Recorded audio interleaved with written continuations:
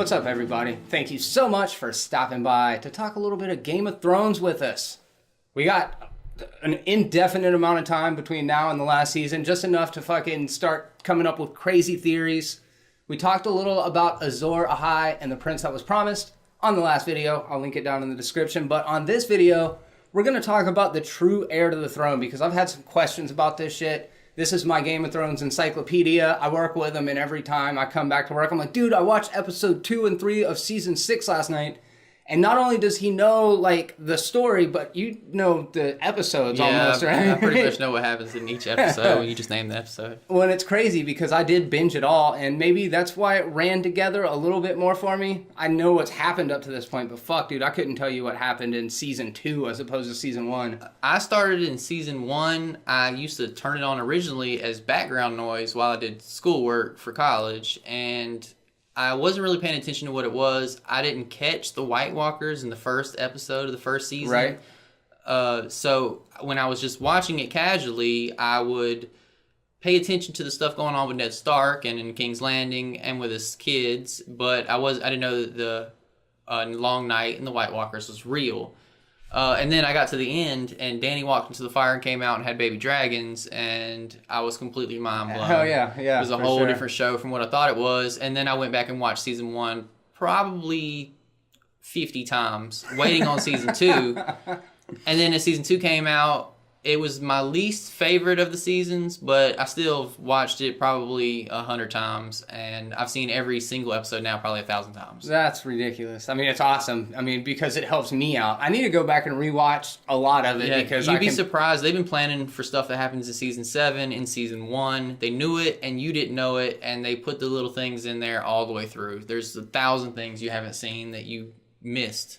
Yeah, right. That you could watch it. I still could watch it now and still pick up on little things that I missed every now and then. A lot of the sex position in the earlier episodes kind of established a whole lot going outside of what was happening. The sex positions I actually miss because I miss the history and lore stuff, and they don't show it to us anymore. They don't give us... I really expected to see some Azor Ahai prophecies in season 7 or at least season 6, and I didn't, and there wasn't enough of it. All they did really was clarify that it was either male or female.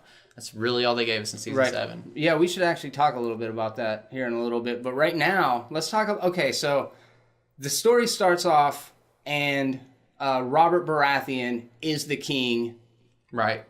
Robert Baratheon stole the kingdom from the Targaryens. It was accepted, though, because his grandmother or great-grandmother was a Targaryen, so he had Targaryen blood in him, which made him the only legitimate, legal, of age, adult Targaryen blood to take the 7 Kingdoms. Which is one of the reasons he was able to take it instead of Ned Stark, even though Ned didn't want it in the first place. Right. Yeah, I missed Robert Baratheon. He was a fucking hilarious character. He was just wasted the whole time. He was wasted. All he wanted to do was drink and fuck whores. Yep. Can't blame him for that. So, after Robert Baratheon dies, obviously, his and Cersei's son ends up the king, and that's Joffrey. But Joffrey was full Lannister. He had no Baratheon. That's what the whole war started over with Starks. It's the reason they cut off Ned's head, because they knew Ned wasn't going to let it go. Even if they let him go and go to the wall, he wasn't going to let it go. No.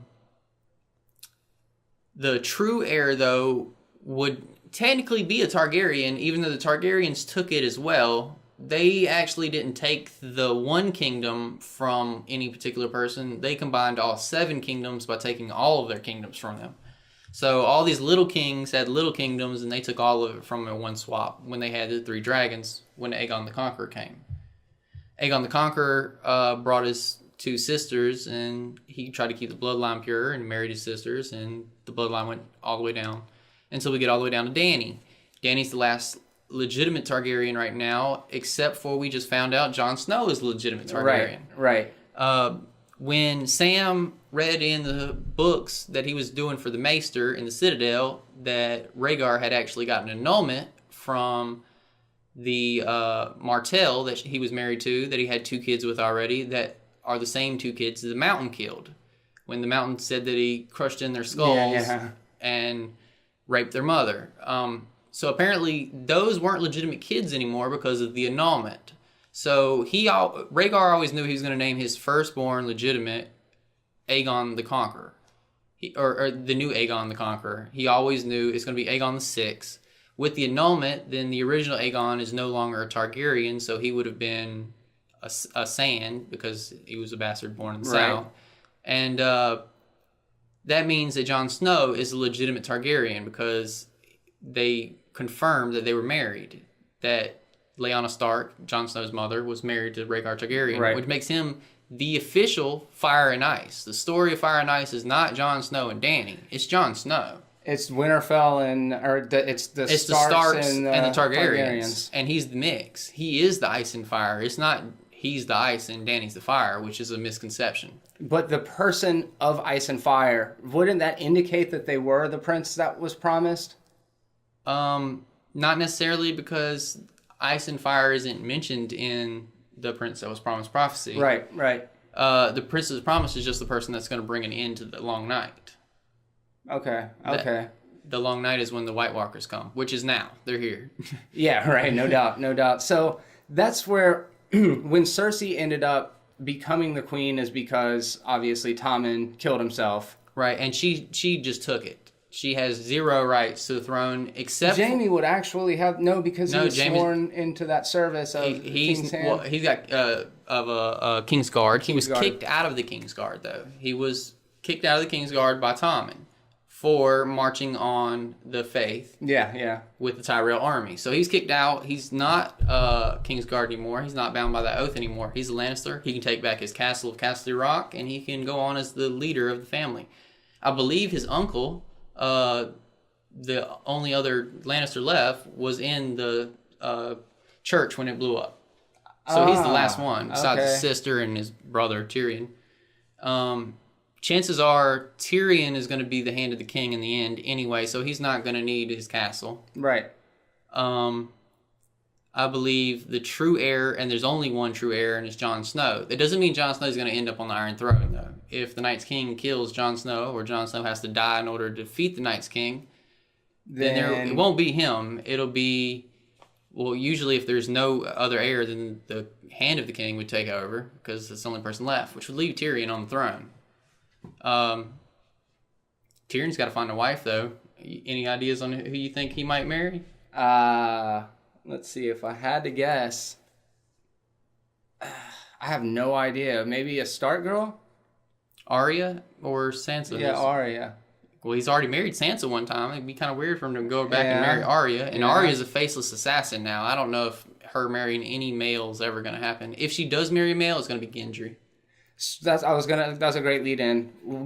Gendry is the child of Robert Baratheon. However, he's a bastard. He hasn't shown up since the end of the second season, the middle of the second season. No, season 3. He was with them when they went to the Brotherhood Without Banner in season 3. The Red Priestess showed up, took him. Sir Davos freed him because they were going to kill him, and Sir Davos was the only person that knew where he was, so they went and got him for season 7. But the power that Melisandre harnessed from him is because proved that he had King's blood. It proves he has King's blood in him. And the King's blood is said to only be in royalty. Now that, again, a lot of people think it was because his father was a king. Well, his father was a king, but he had Targaryen blood in him, which means he has Targaryen blood in him. Okay. So there is Targaryen blood in that bloodline, which is what they're using for the magic. I'm amazed at the amount of blood that he has in him that's Targaryen could be used to kill off Joffrey, Robb Stark, and Balon Greyjoy. Right, like, with leeches. Because it's so very little. They use such a little amount, and he's already has such a little amount of King's blood in him. But if he has King's blood in him that is magic, then Varys has King's blood in him that's magic. Because when they castrated him and threw his pieces into the fire, the fire talked, which means there was magic blood in him, which means he's got royal blood in Varys. So who is Varys, really? He's probably a Blackfyre. And the Blackfyres were Targaryen bastards that went over to Essex a while back before there ever was a King Robert, back when the Targaryens were still ruling. And there was a Blackfyre rebellion. I believe there was 4 Blackfyre rebellions. And Varys is probably the last of the Blackfyres. It'll probably come up in the books. It might not come up in the show, but it may. It may come up that he is another Targaryen with Targaryen blood in him. But he still wouldn't be the heir because he wasn't the son of Rhaegon. Child of Rhaegon. The way that it works, the reason that Gendry has 0 rights and Jon Snow does is because Jon Snow is found out to have been legitimized, which can be confirmed by Sam, who went to the Citadel and has the book that proves that they were annulled and married. So it's proof right there that Jon Snow's parents, they just got to prove that that is Jon Snow's kid. They'll be able to do that, or Jon Snow is Rhaegar's kid. They'll be able to do that, though, because the last living person that was there at Jon Snow's birth is Hallan Reed. Hallan Reed is Jojen and Mera's father. They haven't showed him in the show yet, except for in a flashback at the birth of Jon Snow. He's the one that jumped up and stabbed Sir Arthur Dayne the Knight, the Kingsguard, in the back and saved Ned at the Tower of Joy. And that makes him the last living person. He has not left the crag, which is where he is at. Their house sigil is an alligator. They're in the swamps. And he hasn't left there since the rebellion in the first place, 17, 18 years ago. So all they have to do is go get him. And Mera is on the way back to her house now. She left Bran and went back home. So she'll meet up with her father. The father might have to come back and confirm it. The show might not have to go that far with it because they don't want to waste the time on that. They like to skip around now. But it's very possible that they bring him on the show and have him confirm Jon Snow is a legitimate heir and he is the true Targaryen. His father was the firstborn. He is the firstborn because they illegitimized the other two and they died anyway, so they're out of the picture anyway. So he's the first in line. Jon Snow is the only true heir. Dany has no right to the throne over Jon Snow. If Jon were to die... If Jon dies, then it would go to Dany. Okay. But that's only if Jon dies. And I could see Dany setting up Jon to kill him if he was a true contender to take the throne from her. Which is, which is exactly where we're probably going to kick off season 8. Yeah, I think we're going to kick off season 8 with her pregnant.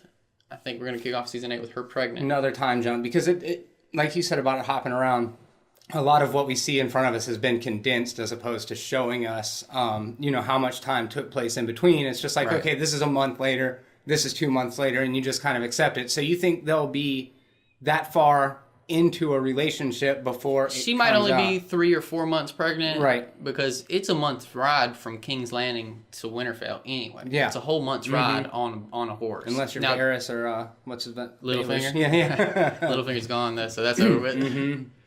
And I don't think Varys is going to go anywhere else unless he's dying. I have a feeling he's going to die rather soon. Something's going to happen with him. There's a whole reason that they brought up the "do not cross me or I'll kill you" last season. Right. Varys. They could have skipped that. They had already skipped that because we had already seen them together. And I would have thought that would have been the first thing that they had to talk about before he got to get on the boat with her. Right. Before they got to go to Dragonstone. Not after you're revealing your military strategies. Right. After we've already talked about military strategies and now you're just chilling in the kingdom, in the castle. No, that's a bad time to talk about it. Yeah. So, it looks like, as you're saying, the only way that Jon Snow does not end up on the throne is if he dies. The only way Jon Snow... Well, yes, that's the only way he doesn't end up on the throne is if he dies. It's very possible he has to die in order for all this to go...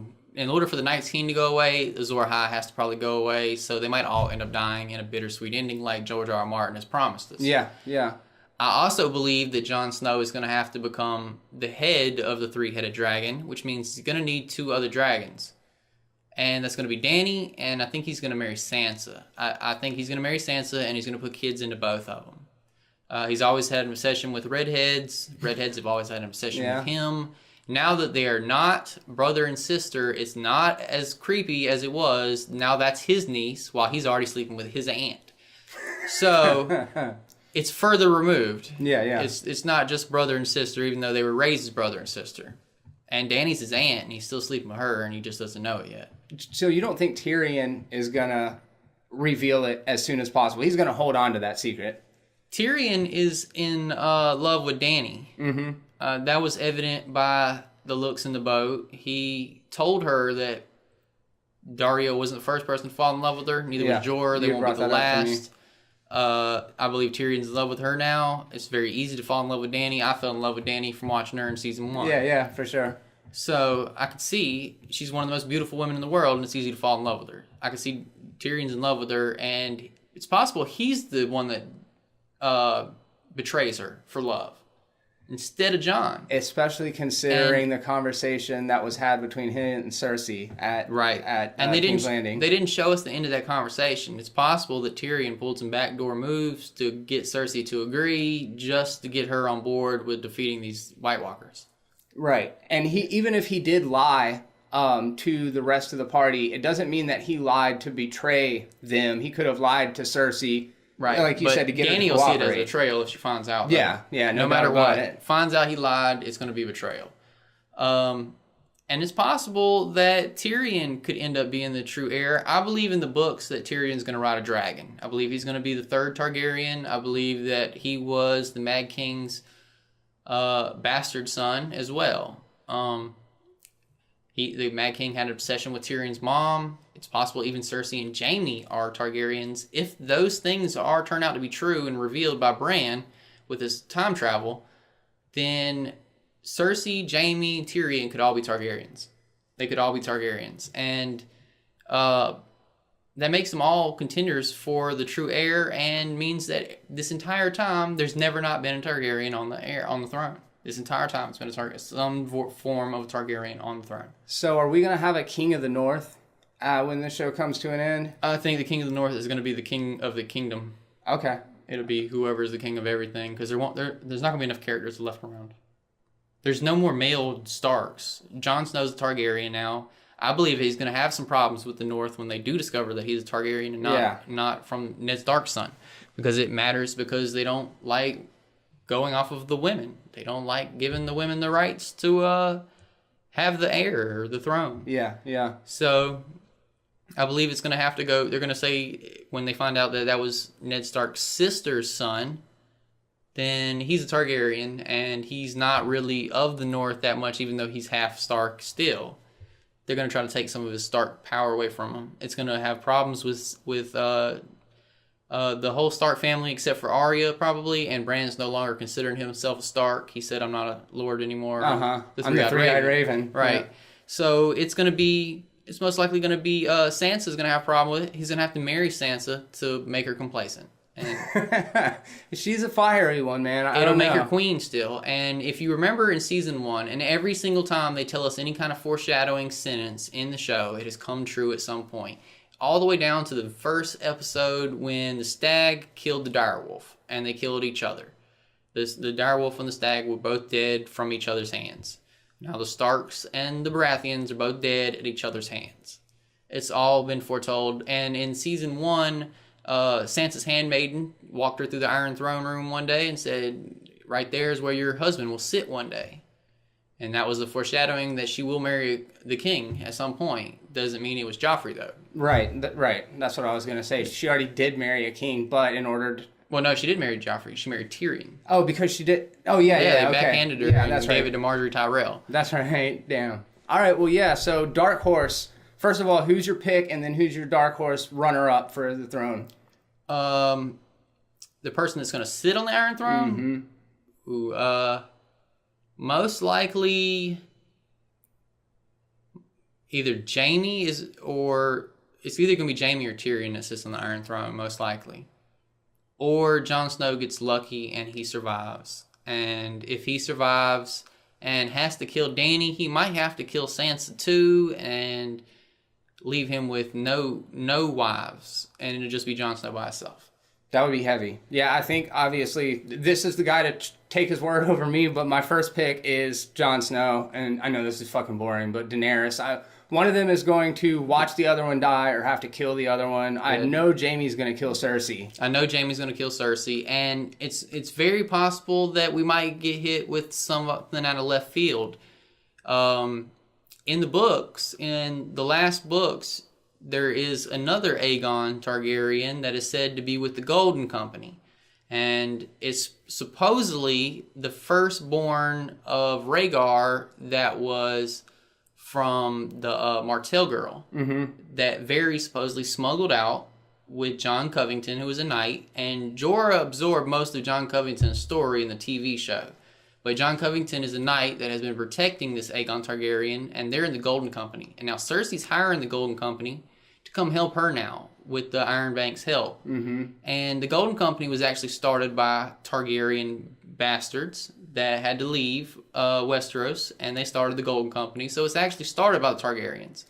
There's a big chance that they might show up and turn on Cersei in the end anyway, because they follow Targaryens. They were started by Targaryens, and then it's possible Aegon Targaryen, the first, or he's technically the sixth, but the first one that was born from Rhaegar, not Jon Snow, but the other one, because Jon Snow's name is Aegon Targaryen as well. He shows up, and maybe he gets to take the kingdom. They might have been holding him back till the last season as a curveball. Yeah, that would be, I don't know if I would like that too much. They might have cut him out of the show completely. I've never heard them say specifically in any interviews that they cut him out completely, though. Right. I did hear that John Covington's storyline was going to be completely absorbed by Jorah. Right. And it was, because John Covington is the one that got grayscale, not Jorah. Okay. Guys, who's going to end up on the Iron Throne? Let us know down in the comments section. Thank you for coming by. Stay tuned for more Game of Thrones content coming up soon. Holy fuck, dude. What? Fucking thing's off. It's off? Yeah, I heard it click. How long ago did it click? I don't know.